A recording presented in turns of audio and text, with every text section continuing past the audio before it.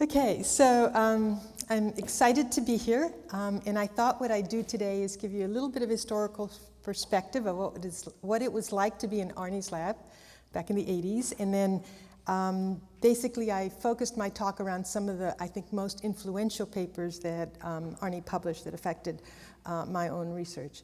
So I was in Arnie's lab from 1985 to 1987.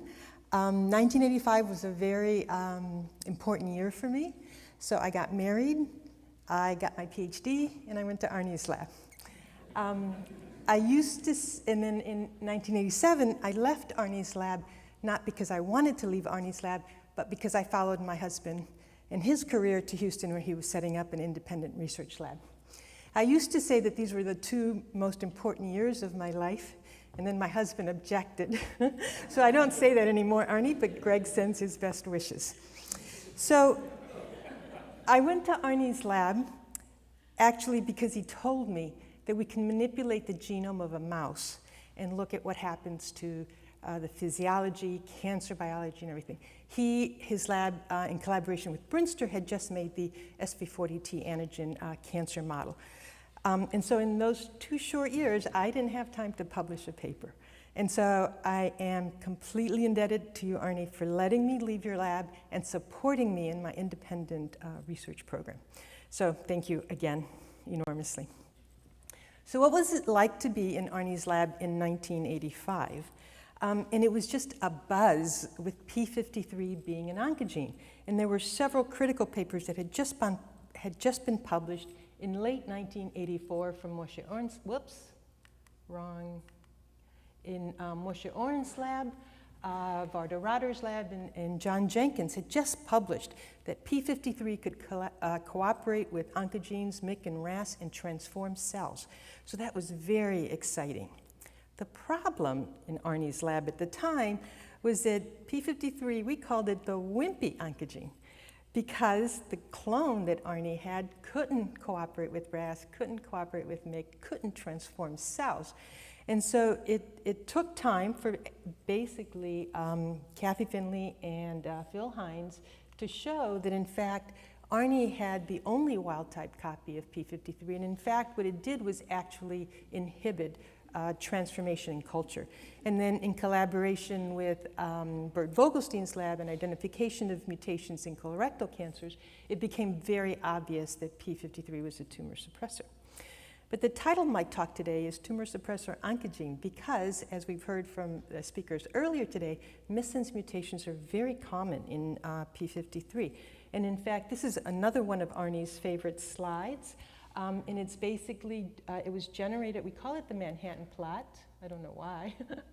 But it was generated by Magali Olivier, in which she's plotted here is 125 genes that are mutated in cancer, 36 different kinds of cancers, and this is the number, the amplitude of mutations in those different genes. And I think you can clearly see right here that there's a large number of skyscrapers right in this region, and that turns out to be the P53 gene. So it is a gene that's mutated in most cancers, a very large percentage of the time. But my focus is going to be really on P53 mutations because in contrast to other tumor suppressors, it's P53 missense mutations that are the most common. So this is just a line drawing from the TCGA database that shows the different kinds of mutations. Everything in green is a P53 missense mutations. This is a breast-specific mutation chart because I'll be talking about some of the breast models that we've generated in the lab recently. Everything in green is a missense mutation. Most of these occur in the DNA binding domain, and a few occur in the P53 tetramerization. And these mutations basically prevent P53 from functioning as a transcription factor. So the presence of these missense mutations suggested that having a mutation was worse than not having P53. And so my lab and that of Tyler Jax's a number of years ago decided to actually test that hypothesis in vivo. And so we generated the first knock-in alleles for P53 mutations. We chose the R175 equivalent in the mouse.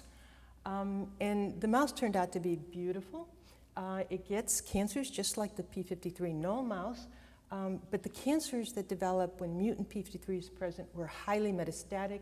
So here's a beautiful met to the liver, and this is a metastasis in the brain that's stained with the p53 antibody. So the major difference then between a mouse inheriting one mutant p53 allele versus a null allele was the presence of this highly invasive metastatic phenotype. And I think that that has bore out in numerous experiments since then, that somehow the presence of this mutant p53 leads to a more invasive and aggressive cancer. Anytime I've made a mouse, I've always been surprised, and there's a couple surprises here that I'd like to point out. And the first surprise was that if we compared mice that were heterozygous for the p53 missense mutation versus mice that had a null allele, there was no difference in survival, even though I just told you that the mutant p53 had a metastatic phenotype. And we decided that this was really the fault of our veterinarians, and they had us sacrifice the mice because of the primary tumor and not because of the metastasis. But we turned out to be wrong. The other surprise was that when we stained tumor samples for p53 mutation, for the p53 protein, we could see that some tumor samples had very stable mutant p53 protein, and some samples had no detectable mutant p53 protein. Well, this was a real surprise because immunohistochemistry had been used for years to detect mutant p53 protein because it seemed to be always stable. So this was the first suggestion that maybe a mutant protein wasn't really a stable protein. So we took one step back and just looked at normal tissues from these mice.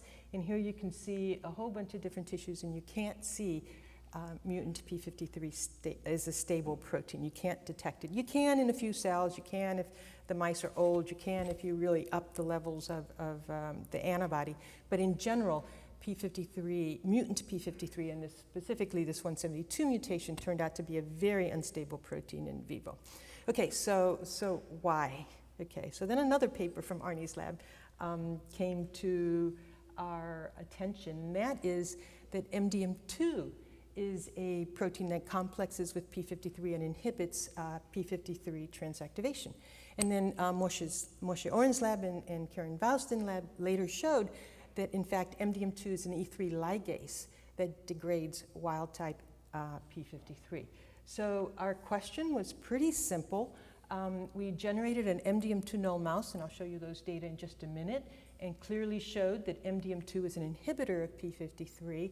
And so we asked the question now, could MDM2 also be responsible for this instability of our mutant p53 protein? We thought the experiment would work. And the reason we thought the experiment would work is because in Arnie's paper, actually it was Jamil, identified MDM2 as a p53 interacting protein in a cell that had mutant p53. And so we already knew that there was an interaction between MDM2 and mutant p53. And the other thing I have to say, Arnie, is I didn't believe this paper when it first came out. And the reason I didn't believe it is because I thought MDM2 would be smart enough to be able to distinguish between wild type and mutant p53. And obviously it can't. So the question then we asked was, can MDM2 regulate the stability of mutant p53? So here's our MDM2 null mouse experiment. We knock out MDM2 in the mouse, and it's an embryo lethal. And here's an embryo at the blastocyst stage. It's about 128 cells, and every cell in that blastocyst is apoptotic. And we decided, since MDM2 is an E3 ligase for p53, that we should delete p53 in this system and ask what happens to the mouse. To this day, I'm still amazed by this result, and it is that if you take out p53, this little embryo that's dead at 3.5 days of development completely survives and it develops beautifully. So the question then was whether our missense mutation could also rescue the MDM2 null phenotype, and indeed it does. So mice that are null for MDM2 and homozygous for this mutation are alive and well. Of course, they're tumor prone because they have this p53 mutation. But this is an important point that Ute talked kind of one of the questions focused on a little bit, and that is that these are true loss of function mutations because they can rescue this phenotype. So what happens then to a mouse that has this mutant P53? Well, we stabilize that mutant P53 protein. Here on the top are a number of different tissues stained with the P53 antibody, and you can detect very little staining in the intestine. This is background staining, and you can see that once you've stabilized mutant P53 by deleting MDM2, you have a lot of stable P53 protein. There is one aspect of this slide that still amazes me, and that is that not all the cells have stabilized mutant P53, so what else is there? Is P53 not important in those cells, or is there another E3 ligase that is regulating the stability of that mutant P53? We still don't know the answer to that question. It's kind of hard to get at, but anyway, maybe these mice will help us get at that question.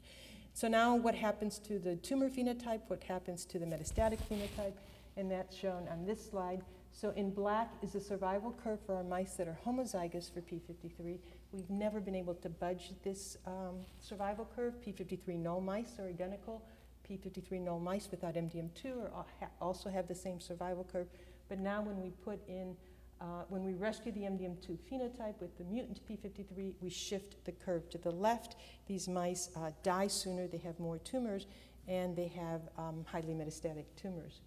So the homozygous mutant mice never had metastasis. The metastatic phenotype was seen in the heterozygous mice. And again, we thought that maybe these mice, because of the sharp tumor onset, that they were dying too early to get metastases. But you can see now that we've stabilized the P53 mutant protein, the same percentage of tumors, but these are now highly metastatic. So it's not that that the mutant protein couldn't contribute to metastatic phenotype. It was the stability of that protein, I think, that's contributing to the tumor the metastatic phenotype. So just to summarize here, mutant P53 is an inherently unstable protein. I think the field now agrees with this finding. And I think importantly, though, it's tumor-specific alterations that stabilize the mutant P53 protein. And I think some of the tumor-specific alterations that I can think of are a consistent DNA damage, potentially inflammation. Things that stabilize P53 mutant are going to be result in tumors that are more aggressive. And I think you have to stabilize that P53 protein to see this gain-of-function phenotype. And I don't have time to show you the data, but because MDM2 could regulate wild-type and mutant P53, we've shown that other signals that regulate wild-type P53 is stabilized and activated are also regulating mutant P53 levels. So I have this model that I use to try to understand the gain-of-function because I think the field is a little confused. And Arnie didn't believe the gain-of-function for a long time. And so, that's important because he's being critical, and it's important to be critical, and it's important to really understand the depth of the problem. So what I show here is just a model of, in the first line is high-grade ovarian cancers. And the first event is a P53 mutation. You can actually see very stable P53 protein in those little sticks that are the first event that you can detect in these ovarian cancers, and it's a highly aggressive cancer. So mutant P53 is stable from the beginning, and it's highly invasive. In the middle here, I depict colorectal cancer. The P53 mutation is one of the last events in colorectal cancer, and importantly, if you ask the physicians, it is when that transition from not having a P53 mutation to having a P53 mutation that makes this tumor very aggressive and invasive. And I'll postulate that there are tumors down here that have a mutant P53, but it's not stable. And if it's not stable, you're not going to see these gain-of-function effects, and you're not going to see these highly invasive tumors. So I'm going to switch gears a little bit. Well, let me just finish with the mechanisms. There's numerous mechanisms that have been published. The only one I want you to remember is this last one, and that is that interactions with other transcription factors is what brings this mutant P53 protein to other promoters and completely derails the transcriptional program. Importantly, this mutant P53 protein contains the transcriptional activation domain of P53, so it's able to bring in the transcriptional machinery and activate transcription. And both Carol Privis and Varda-Rotter showed that if you mutate that transcriptional activation domain, you lose this gain-of-function effect. So ETS2 is the protein that we've been working on, and I'll show you a little bit of data that says that mutant p53's ability to metastasize is directly related with ETS2. But let me first introduce the model that we're using now to study mutant p53. So the model that I just showed you was a germline model. It mimics the Li-Fraumeni syndrome, has a mutation in every cell of the mouse body. The allele that Tyler Jacks made is one shown here. It's a beautiful allele. It's been shown extensively, and it's been used extensively in literature. And what it does is it starts out with a null it starts out with a lock-stop-lock, so it's a null p53 allele, and then in a Cre-mediated fashion, you create a p53 missense mutation only in the specific tissue that you're interested in. And Tyler has done a lot of work with the pancreas and with the lung, but the problem with this model is that the entire mouse is heterozygous for p53, so not only do you get mutant p53 tumors, but the stroma is heterozygous for p53, and the mouse develops other tumors because of that heterozygosity. And so the mouse that we really wanted to make was one in which the entire mouse was wild type for p53, and only the cells of interest had a p53 missense mutation. So let me tell you a little bit about that mouse. I think it's going to be very important to study the tumor stroma interactions that Moshe was mentioning earlier, and the immune system, its effect on tumor evolution and treatment. So here's the allele that we made. What we basically did is we took the mutant p53 allele with the R172H mutation, and upstream of that we put in a wild type cDNA. And so this then makes a wild type p53 protein, and I'll show you in a few minutes that it's as wild type as it's as is possible in these systems. And then in a Cre-mediated fashion, you delete that cDNA, and then you completely recreate the locus that we've been studying in the germline. And so this is now a mutant p53. We call this a WM allele because it switches wild type to mutant p53. And we actually made two different mutations, the R172, which is equivalent to the R175 hotspot mutation in human cancers, and then the 245 mutation, which is a 248 mutation in human cancers. So first, let me give you just a little bit of inkling that these WM alleles are really wild type for p53. So this is just an assay that shows that in response to radiation, you stabilize that mutant p53 protein when cells have this WM allele. You activate a transcriptional program. Here's P21, here's PUMA. This is the 172 data, here's the 245 data. So this allele is able to activate transcriptional targets like wild type p53. We also compared the ability to induce apoptosis and cell cycle arrest, and I think you can clearly see from these plots that there's no difference from wild type mice when you're heterozygous for the H or the W allele. And then this is the last slide I'll show you, although we've done numerous experiments, and this is a survival curve for these mice. It's about a 2.5-year experiment, and it basically shows that there's no difference in survival of these mice if they're wild type or have one of these WM alleles, the 172 or the 245. So it's as wild type as it gets. So I'm going to show you first an osteosarcoma model and then some of the breast models that we've used to study how mutant p53 contributes to a tumor phenotype.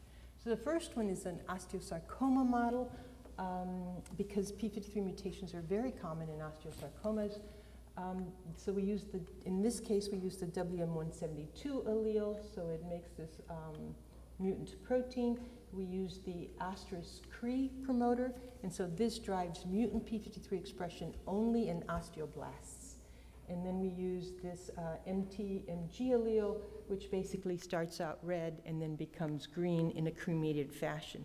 So with one Cre experiment, we can make a mutant p53 and we can label those cells green. And so here's just, it's a beautiful model of metastatic osteosarcoma. So this is an X-ray showing this huge tumor on the spine. And then these three pictures are of lung and liver tissue, and you can see the metastatic nodules in the lung and the liver. I think it's fascinating that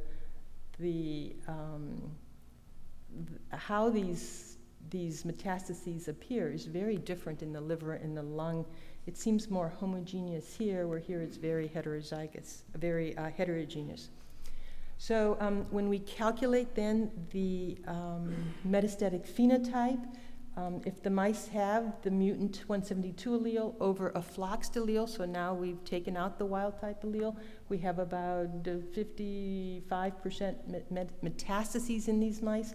If we then compare it to mice that have, where we just delete p53 and osteoblasts, you can see it's about half, it's about 20%. So I think I need to make an important point here, and that is that if the mouse has a p53 null allele, it does have the ability to metastasize, but when it's mutant, that increases dramatically. So the next experiment then was the one the postdoc objected to, because we actually generated mice with 5 different alleles. This takes time. So we used the WM172 allele, we used the p53 floxed allele, so we make a mutant over a null, and then we got a conditional ETS2 allele, and as I told you, mutant p53 can interact with ETS2 and affect transcription, so we wanted to actually test genetically in vivo if ETS2 was an important contributor to this metastatic phenotype. And then we used the Cre promoter, which targets it to osteoblasts. And here's the metastatic data. So here's the data for the original 172 floxed allele, about 55% metastases. When we take out ETS2 in the system, we decrease metastasis to about 15 to 20%, which was equivalent to the metastases that we saw with the null allele. So in this experiment, ETS2 is an important driver of this metastatic phenotype. But the experiment that we really wanted to do, that the postdoc really wanted to do, is study mutant p53 in breast. And this is just a compilation of all the mutations that occur in breast cancer from the TCGA data. And I think everybody in this audience knows that the most common mutation is that in p53. And again, the most common mutation within the p53 gene is the missense mutations. So Yuan Zhang, who developed this model, wanted to develop a breast model. And so when we did these experiments, we were very concerned that, she was very concerned that we might never get tumors. We're making a p53 mutation. We basically wanted to make a p53 mutation in a few ductal epithelial cells. So what she did is she took the two WM alleles, 172, 245, and she did an adeno-Cre injection into the duct. And so using different titers, you can get different number of cells expressing mutant p53. I'm also going to show you a little bit of data of how a mutation in the fibroblasts can affect a tumor phenotype. And then another model, which is K14-Cre, was just actually looking at addiction, similar to what Ute discussed. Okay, so here's the intraductal Cre injection. If you do a low titer virus, we're injecting the adenovirus expressing Cre, you have a few cells that are red for the TD tomato locus. And then if you inject a high titer virus, you can see that about 60–70% of the cells are recombined. I want to point out here that the background of the mice is 50% BALB-C. So we take our alleles and cross them once to a BALB-C background. And the reason we did that is because in the C57, p53 mutations in a C57 black 6 background, which is the background of mice that most of us use, don't get breast cancers. But if you put that same p53 mutation in the BALB-C background, then they do begin to develop cancers. And we have an old story that suggests that there were dominant modifiers in the BALB-C background that could affect breast cancer. So we're in a mixed background.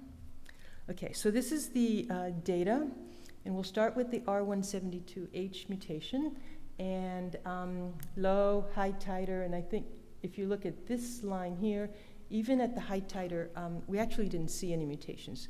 We ended the experiment at 2 years, and this one tumor was actually a mouse that my postdoc forgot to sacrifice, and so it lived longer than 2 years. But the other 2 experiments that we did with the 172 mutation is we gave them a sublethal dose of ionizing radiation. Again, we were worried that we would never see tumors if only a few cells had mutant p53. So we irradiated these mice, and sure enough, you irradiate, you increase the tumor incidence, and you have tumors developing between 1.5 and 2 years. In contrast, the R245 mutation was very different, and it was very much more aggressive.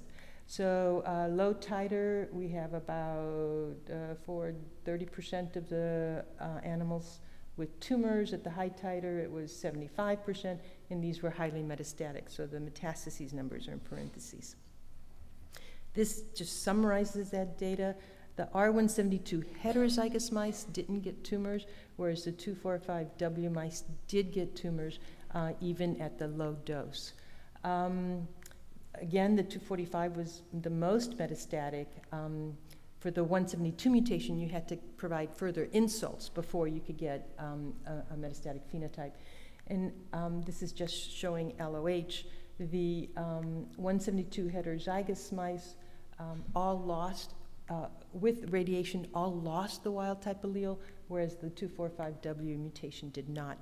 And so one of the things we're thinking about is how mutant p53 interacts with the wild type p53 in this scenario, and we think that the 245 can somehow inactivate some of that wild type p53, and that's why it's a more aggressive allele. The kinds of tumors these mice get are different kinds of breast cancers. They get adenocarcinomas, anaplastic carcinomas, and sarcomatoid carcinomas, and these metastasize, like I said, to the lung and the liver. We also get different molecular subtypes. So if you look here just at the 245W mutation, we see a third triple negative breast, a third HER2 enriched, and then a third likely luminal B. To me, this is really exciting because this tells you that in our experiments, p53 is a driver mutation, and yet p53 gives rise to 3 very different kinds of cancers. And so one of the things that we'd like to understand is how. How does p53 give rise to different kinds of cancers? What are the other changes that are cooperating with that mutant p53 to direct it down a different path? And I think that's an important question because triple negative breast cancers are very aggressive and hard to treat, whereas the others are more treatable. Anytime you publish or you want to publish your studies in a mouse model, so you have to have some human data. And so what we did here is we culled the TCGA database for tumors that had either the 175 or the 248 mutation, the 2 mutations that we've been discussing. The number of tumors in the breast scenario weren't large enough to give us any kind of difference, and so what we compiled here is all of the epithelial cancers that have either the 175 or the 248, and I think you can see clearly that the 248 mutation was the worse and more aggressive mutation.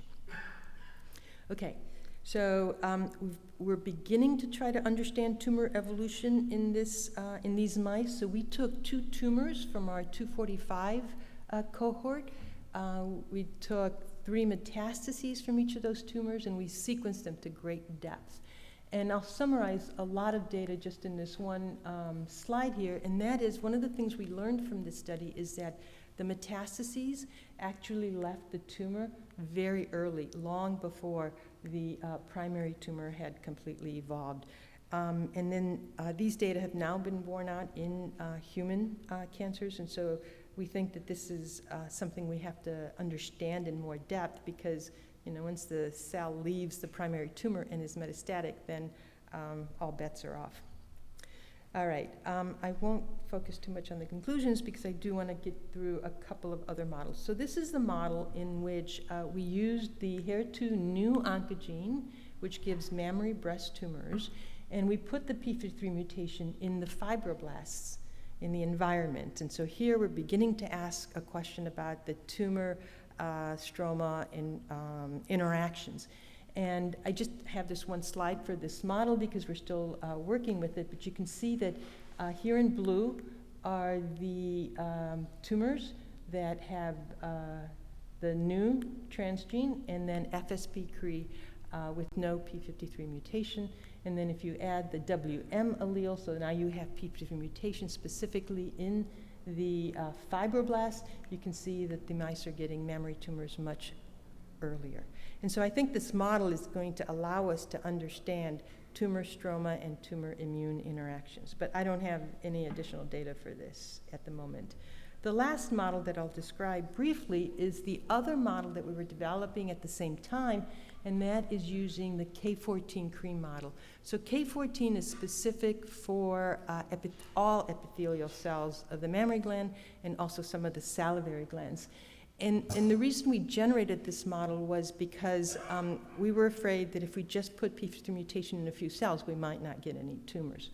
So K14-Cre is driving expression, in this case, of the 172 mutation over a p53 null allele. Okay, so it's mutant over null, representative of loss of heterozygosity. In this mouse, what we've subsequently also done is put in, at the rows of 26 locus, the lock-stop-locks Cas9 allele. And what this allows us to do is when we express Cre recombinase, we'll also express Cas9, and then we can use the CRISPR technology to modify different genes and to ask how they affect the tumor program. So this is the tumor phenotype. These mice get metastatic. I'm not sure it's metastatic at the moment, but they do get breast cancer and they do get some salivary cancer. So we've concentrated on the breast cancers. So I think an important point that I want to make here is that all of these mice got triple negative breast cancer, whereas in the 172 over floxed allele, it was a complete mix. And so again, I think it's pointing to the fact that cells are talking to each other, and we need to understand what they're talking about and how they're signaling to each other. So what we've done with these mice then is we've used an adeno-associated virus to introduce an shRNA that will, actually two different shRNAs that will basically take p53 out, mutant p53 out of the picture.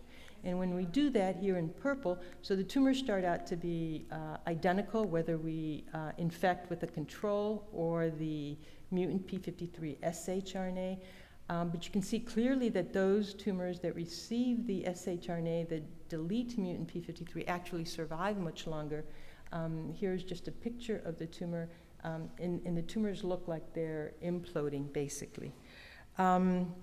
This is just the individual tumors from these experiments. Everyone in green is a control or sham infected, and these are highly aggressive and they continue to grow. Everything in purple was infected with the shRNA to mutant p53, so they've deleted mutant p53 in a lot of their cells, not in all of the cells. And then in orange here in the middle are two tumors that were infected with the virus that knocked out p53, but they're not really responding. And so those two orange tumors are here. And we were curious as to why they were not responding. And the reason they're not responding is because they don't have a stable mutant p53 protein. So here is the control AAV stained for p53, and you see lots of mutant stable p53 protein. Here are two of the responders, and you can see remnants of mutant p53 expressing cells. And here's the non-responder, and it doesn't have any mutant p53 expressing cells. So what we think is happening in this case is that the evolution of these tumors is different if you start out with either a null allele or a p53 mutant that isn't stabilized versus tumors that have a stable mutant p53 and have these gain-of-function effects. So I think this is some of the most promising data. This really says is the stability of mutant p53 that drives an invasive and oncogenic program. To this day, I still think that we have to figure out what is the signal that is stabilizing this mutant p53, and I think it's going to be different depending on the tumor type, because as I indicated in high-grade serous ovarian cancers, that whatever is stabilizing that mutant p53, that signal is on from the get-go, whereas in colorectal cancers, it's a very, very late signal.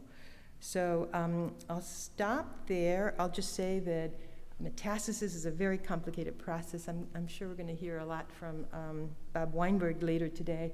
And I think we have a beautiful model in which we can study in vivo how mutant p53 drives a mutant phenotype and how it drives a metastatic phenotype. We've been able to isolate some ductal invasive in situ carcinomas, so these are very early lesions. We're going to try to understand what the molecular events are there, and then we're going to isolate dormant and metastatic cells and try to figure out what that whole program is. We've also been able to isolate in the K14-Cre model circulating tumor cells. So stay tuned. I think that this model is going to be very informative as to how p53 drives a cancer phenotype. So I have to thank Yuan Zhang and Xunbin Zhang, who are the two people that really pushed the generation of this somatic model of p53 missense mutation. Rasul did the osteosarcoma studies, and Donata is doing the studies with the addiction model, showing that if you take out mutant p53 in vivo, and these are spontaneous tumors, they're not cell lines injected into mice, that you do get an addiction phenotype. So happy birthday, Arnie. I'm excited to be here, and I hope you enjoy the rest of your day.